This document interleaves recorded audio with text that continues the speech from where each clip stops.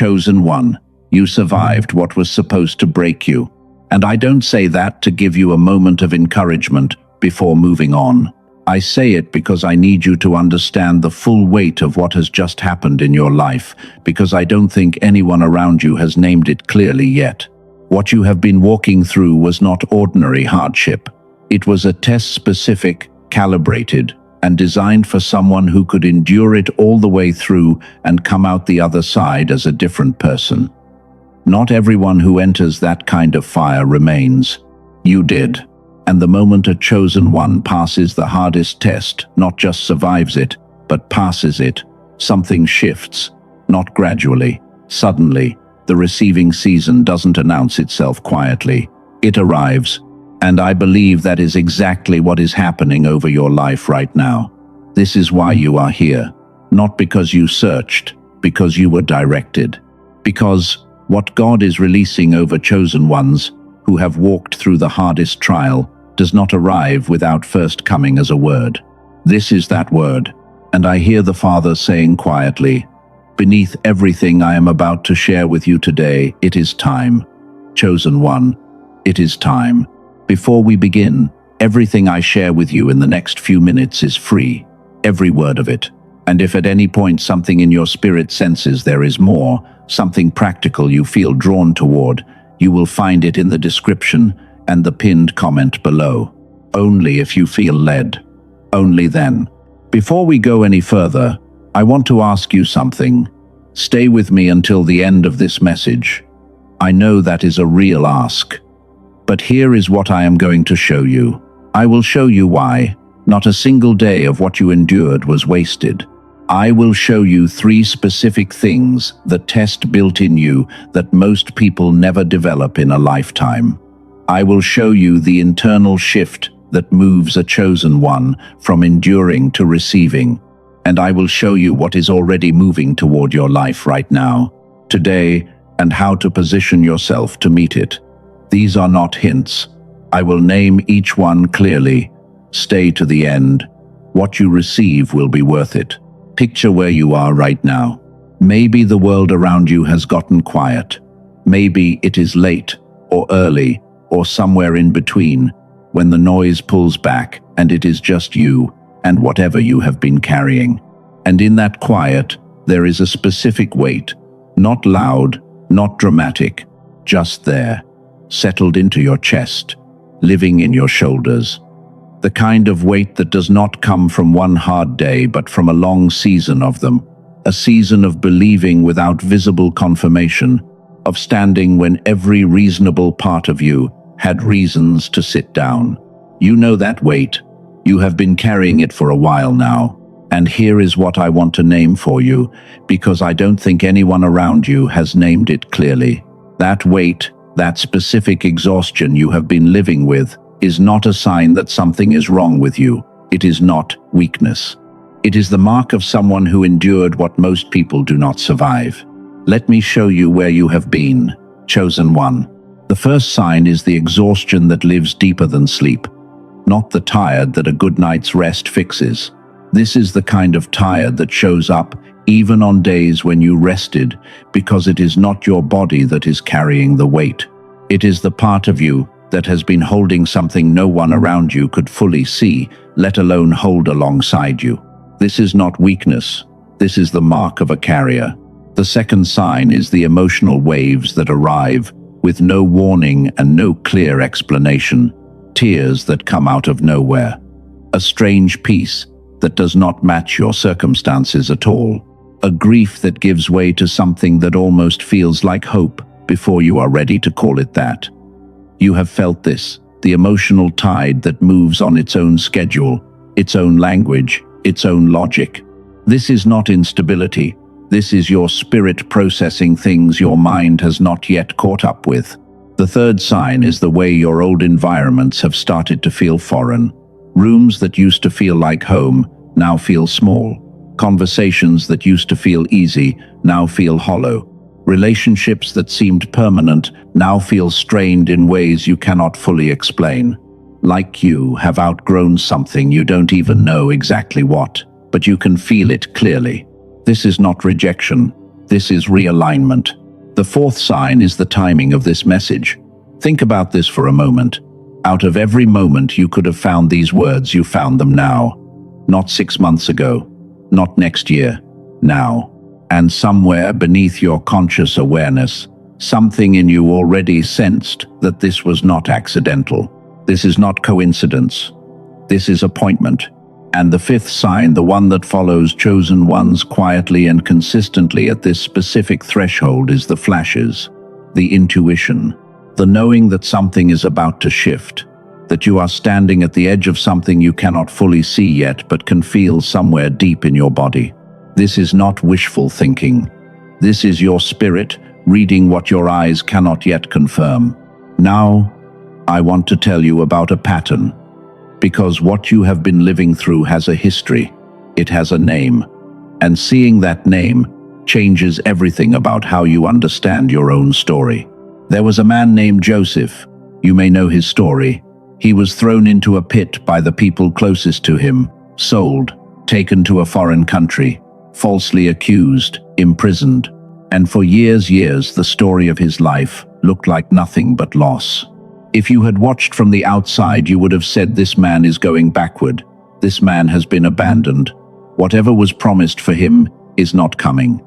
But here is what was actually happening underneath the surface of all of that. In the ancient Hebrew language, there is a word, tsara. It means distress. It means a narrow place. But the image scholars connect it to the visual. Underneath that word is a kiln, a tight, pressurized, heated space where what goes in is shaped and purified by the very constriction around it. Joseph was not in the garbage heap. He was in the kiln, and the man who came out of the pit and out of the prison was not the same man who went in. He was the one capable of leading a nation, sustaining entire civilizations, and standing with grace before the very people who had once thrown him away. You cannot become that without the kiln. I want to tell you about someone. A woman who walked through 3 years of spiritual wilderness. No clear signs, no visible movement. Prayer that felt like it returned empty. Faith that held but did not produce what she expected. Month after month, carrying something that no one around her could understand or fully see. And then one day she made a decision. Not to fight the season anymore. She sat down, opened her hands, palms up, and said quietly out loud, I receive whatever is coming. Within 3 months, doors opened that had been sealed for years. Not one door, several. In directions she had not even known to ask for. She told me later, the season did not end because I was exhausted. It ended when I was ready. You have been in the forge, not as punishment, as formation. Gold does not sit still and become pure. It enters the fire. And the fire does not add anything to the gold. It only burns away everything that was never gold to begin with. What was always true, always real, always meant to remain, that comes through the fire unchanged, purified, revealed. What felt like isolation was actually incubation. What felt like abandonment was actually protection. What felt like silence was actually strategy. What felt like delay was actually calibration. Every piece of what the season seemed to take from you was not theft. It was preparation. There is a researcher named Dr. Robert Lake who has spent decades studying what happens in the human brain during and after extended seasons of pressure and hardship. His work maps something worth understanding: that restoration after a long test moves through distinct phases, and each phase opens the next. Today, I will walk you through the first of those phases, because without the first door, nothing else in the sequence can open. Keep that in the back of your mind as we continue. But what I just showed you, the signs, the narrow place, the kiln, that is only the first layer. There is something specific about what the fire actually built in you that I have not named yet. And that is exactly where this goes next. Let me stop here for a moment before we continue. I want to say something because I have noticed something consistently true about chosen ones at this exact threshold. They are almost always the last to recognize how ready they actually are. They walked through the full weight of the test without realizing that the walking itself was the graduation. If there is any voice in you right now quietly asking, "Are you sure this is really for you? Are you sure you qualify for what comes next?" I want you to hear this. The one who endures and then doubts their readiness is always the one who passed. Always. The question itself is the answer. Okay, what comes next matters. Here is what the test built in you. Not in theory, in you specifically. 3 things that most people spend an entire lifetime trying to develop, and most of them never reach. The first is clarity. Before this season, you may have second-guessed yourself often. You may have stayed in rooms and relationships and situations long past the moment when something in you was already saying, "This is not right." But something about going through enough to know exactly what matters and what does not. Something about the weight of that sharpened something in you permanently. You know now. You recognize things faster. You read what is real and what is not with a precision you simply did not have before. The clarity that was forged in the crucible will serve you every single day for the rest of your life. The second thing it built is discernment. The wilderness gets very quiet, and in that quiet, you were forced to learn something that most people never develop the ability to tell the difference between voices. The voice of fear, the voice of God, the voice of your own exhaustion pretending to be wisdom. You learned to distinguish them, not because you studied harder, because you were desperate enough to need to get it right. That discernment is now part of who you are. You cannot unlearn it. And the third thing it built is groundedness. Most people do not discover what they are made of until the ground actually moves beneath them. Your ground has moved, and you are still here. That is not a small thing, chosen one. That is evidence that cannot be argued with, cannot be manufactured, cannot be taken from you. You went through something that shook everything, and you are still standing. That groundedness will carry you through every door that is about to open. But here is where I need to slow down, because I know something about this exact moment, this threshold between the end of the test and the beginning of the reward, and I want to name it directly. There is a voice that shows up right here, right at this crossing, and it says something like this: "What if you are wrong again? What if this hope is the next disappointment waiting to happen? What if you are not actually ready? What if you get close and it collapses the way things have collapsed before?" I know that voice. I know exactly how it sounds. That voice is not prophecy.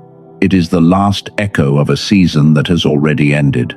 It learned its language during your worst moments, when disappointment was real and the ground was genuinely moving, and now it is trying to speak the same language into a season that has already changed.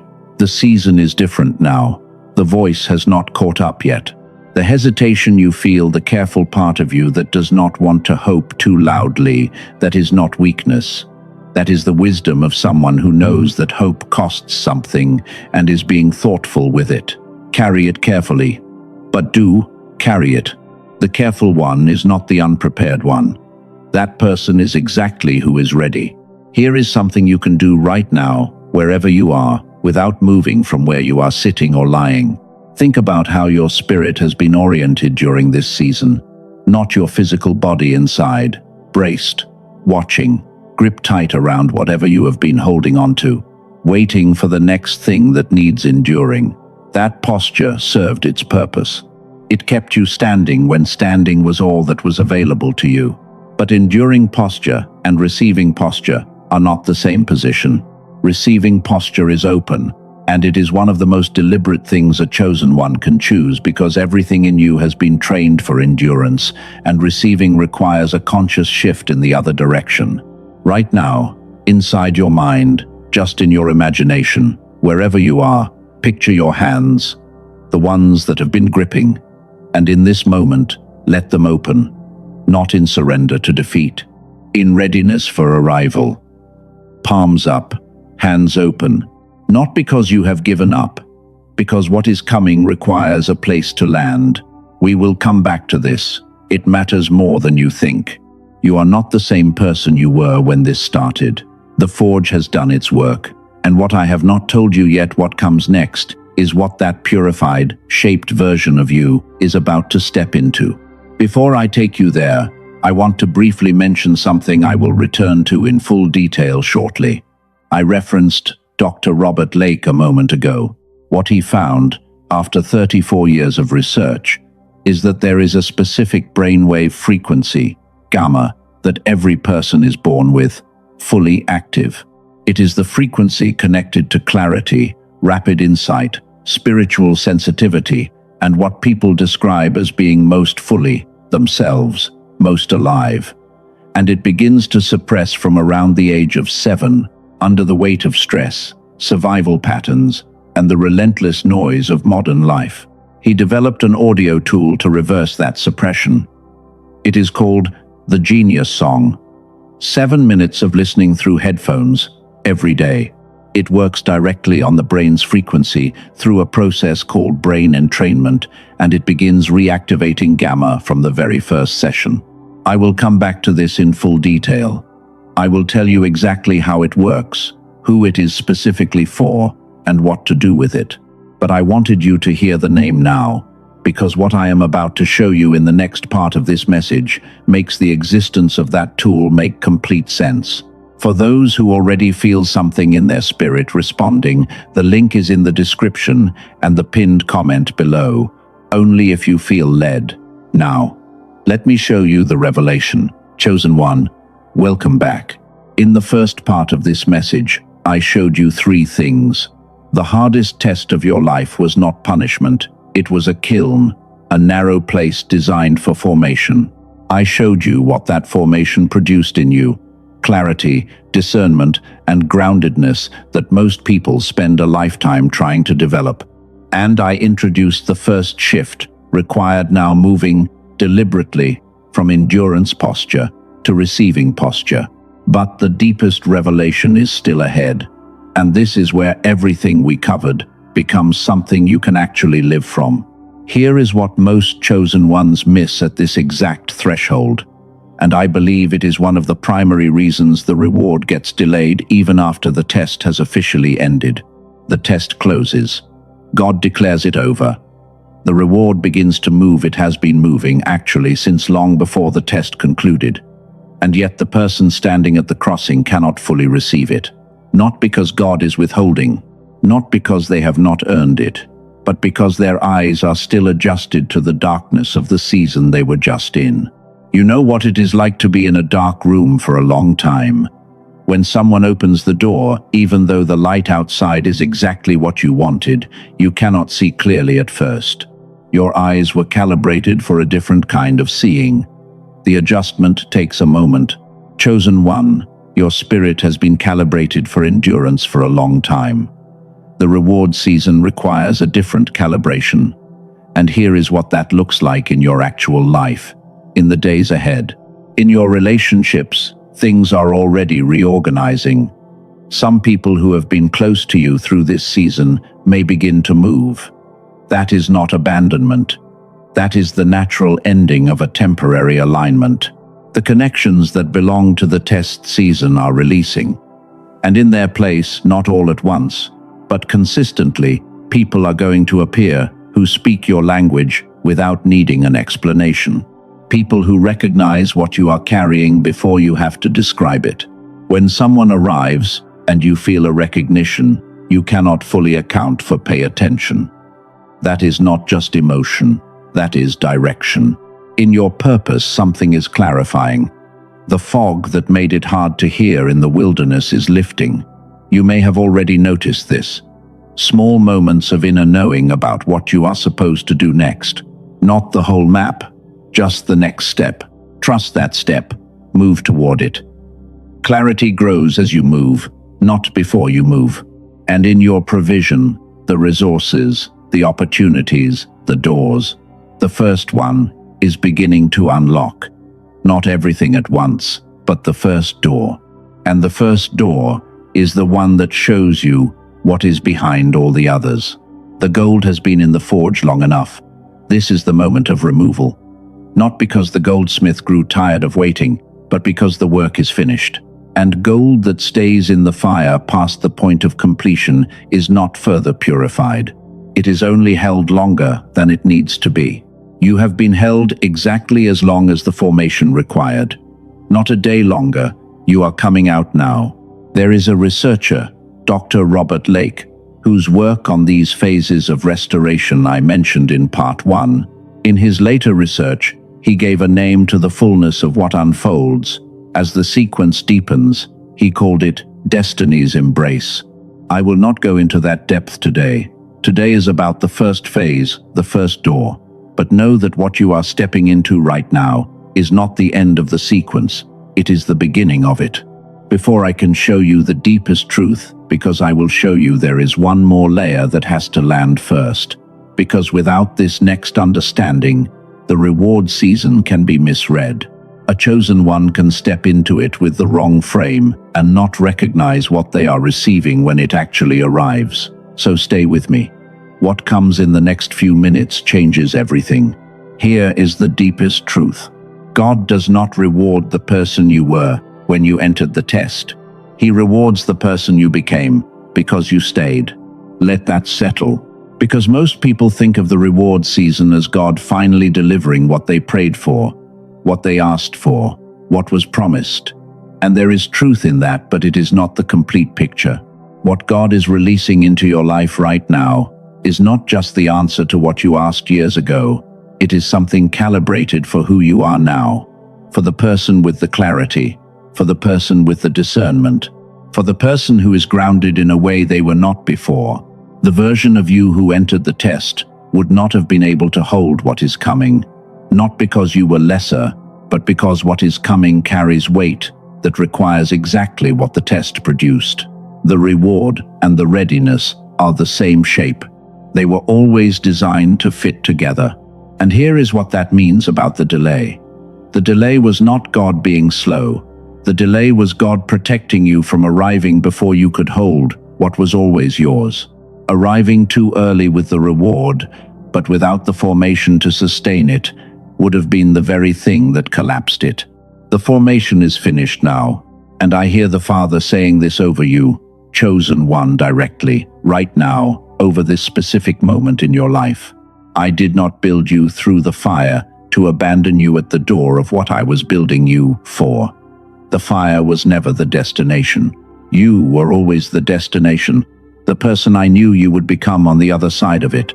And what I have prepared for the person you have become, the one who endured the unendurable and came out the other side, still standing, still here, still believing that reward was always yours. It was always moving toward you. It was only waiting for you to become the one who could carry it without it collapsing under its own weight. And you are that person now. The time is here. Let me say clearly who you are, chosen one, so you can hear it without the filter of the season you just came through.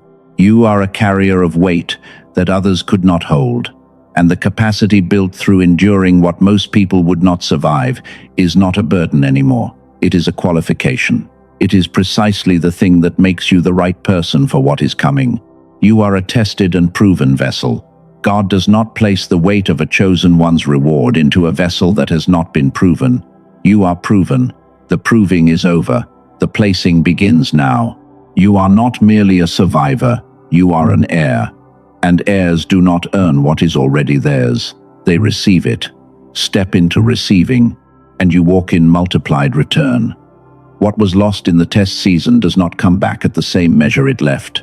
It comes back with interest, carrying the full weight of what was required, and more. Here is your second practice, and you can do this right now, exactly where you are, before the reward is visible, before the first door opens, in a way your eyes can confirm, before the external confirmation arrives. Speak gratitude forward. Not because you are pretending that circumstances have already changed, not as a performance, but because gratitude spoken forward is the language of someone who has already crossed in their orientation, in their spirit, from endurance into receiving. That language signals something real.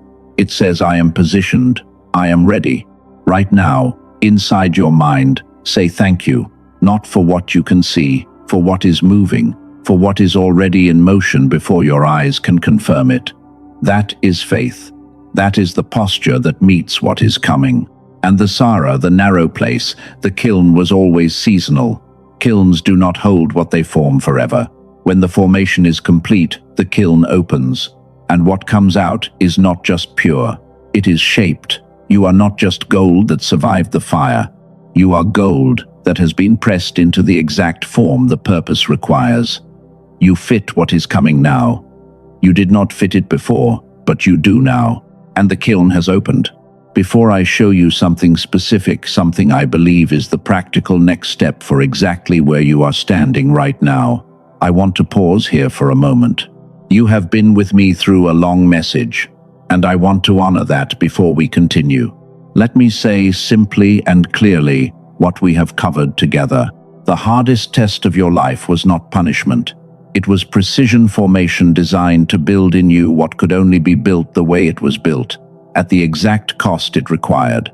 You emerged from that formation carrying three things that most people never develop: clarity that cannot be manufactured, discernment that only grows in desperate dependence on getting it right, and groundedness that only comes from standing in something that genuinely shook the ground beneath you.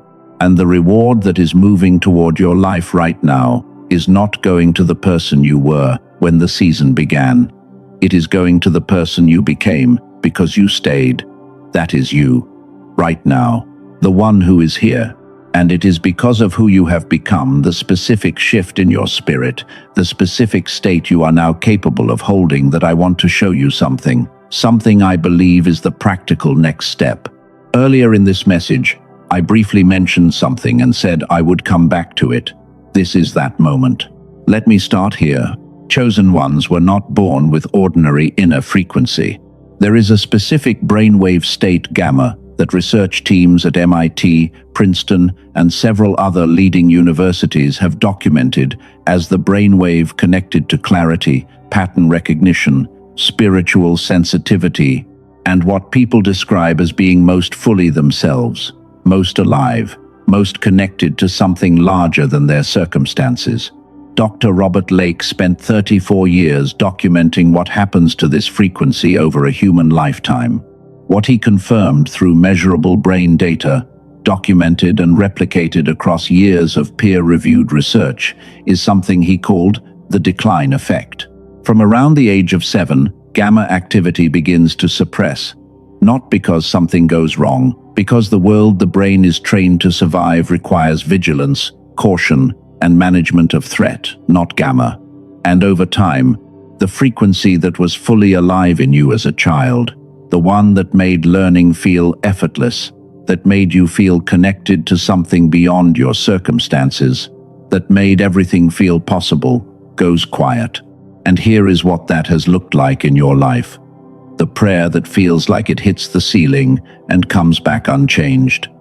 The gap between who you know you are and what you are currently able to produce. The clarity that arrives sometimes and disappears at others.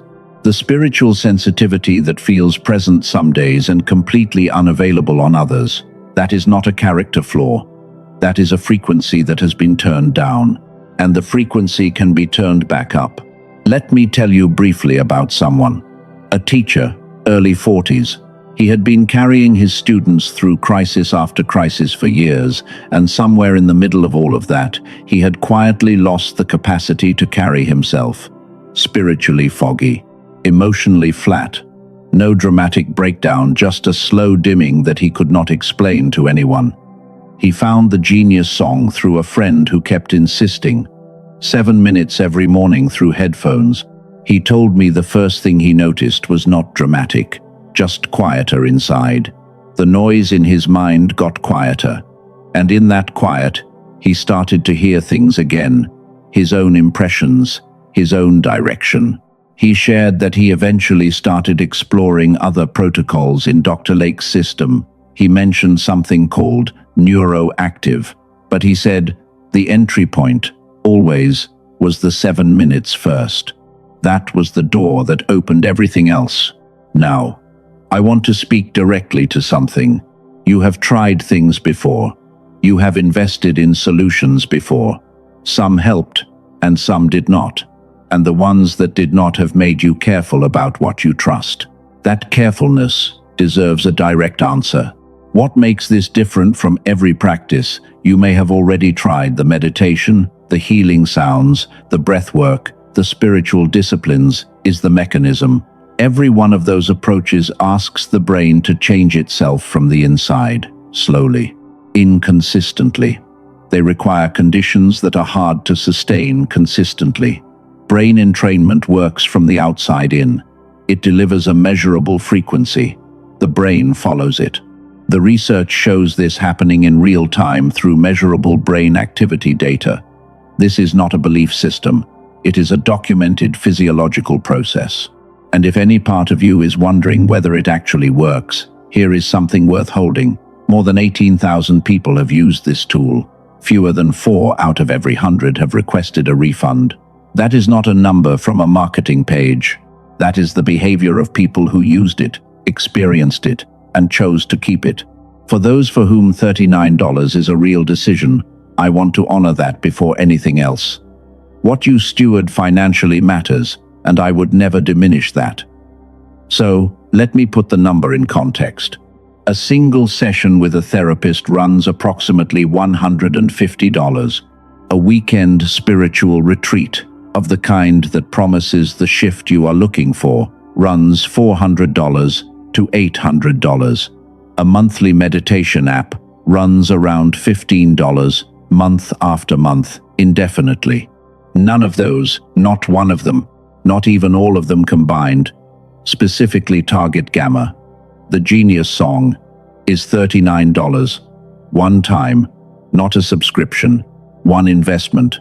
That is the tool. The Genius Song, available through the link in the description and the pinned comment below. When you access it through that link, 4 additional resources come with it free. A 6-minute audio track, calibrated specifically for children's brains before the decline effect takes hold, valued at $19. A rare book, the original source that the film The Secret drew from, focused on the actual principles behind financial and personal transformation, valued at $20. A 2-minute guided visualization that walks through 4 areas of life simultaneously, valued at $29. And a practical 5-habit guide for sustaining gamma activity once it has been reactivated, valued at $12. That is $80 in additional resources, included at no charge, with your $39 investment. And the guarantee is this: 90 days, no conditions, no questions asked. If it is not what you needed, every dollar returns to you, and every bonus stays with you. There is no risk in trying. The only risk is in not trying. But I want to say something about the cost of waiting. Every day that gamma stays at its suppressed level is a day that the clarity built in you through the test, the discernment sharpened in the wilderness, the spiritual sensitivity that belongs to who you have become, operates below what is now available to it. Not below what you deserve, below what the science shows is within reach. And the person you have become through the season you just walked through is precisely the person this tool is designed to meet. You are not starting from zero. You are stepping into what the formation was always pointing toward. One more thing before you follow the link. There are imitations that appear when you search independently online. The price, the bonuses, and the 90-day guarantee are only available through the exact link provided in the description and pinned comment below. Please protect yourself by going only there. For those whose spirit says, yes, the link is in the description and the pinned comment. Only if you feel led. Only if the confirmation is there. Chosen one. Before we close this message together, I want to take you somewhere for just a moment. Picture yourself standing at a doorway. Behind you, a long corridor. Everything you walked through during the season. Every day of it. The weight of it has been real. It lived in your body, in your spirit, in the space between who you were and who you were becoming. Now, in your mind, just inside your imagination, right where you are, picture setting it down, not abandoning it, honoring it, thanking it for what it built in you, and then releasing it, deliberately, with intention. The doorway in front of you is not slightly open, it is fully open. Take one step forward, not running, walking, with the steadiness of someone who knows that what is on the other side of that door was always theirs. That person is you. That place is where you are standing right now. Let that settle for a moment. Now let's seal this together. Chosen one, I want to take a moment to witness where you have been, not to teach anything more, not to summarize what was said, just to acknowledge what was walked through. You endured something that asked more of you than you knew you had, and you gave it. Every day of that season cost something. Every morning you chose again, even when choosing felt like the hardest available option. God did not miss a single one of those days. Not one prayer that felt like it returned empty. Not one night you held on by nothing but the thin thread of refusing to let go. He saw all of it. He counted every one. In this moment right now, I want to give you permission to release something, not by force, just by choice. Release the identity of the one being tested.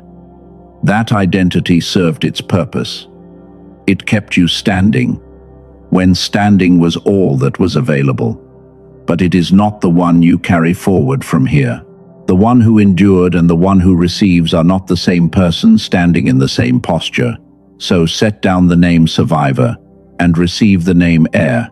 You are not stepping out of the fire. You have already emerged.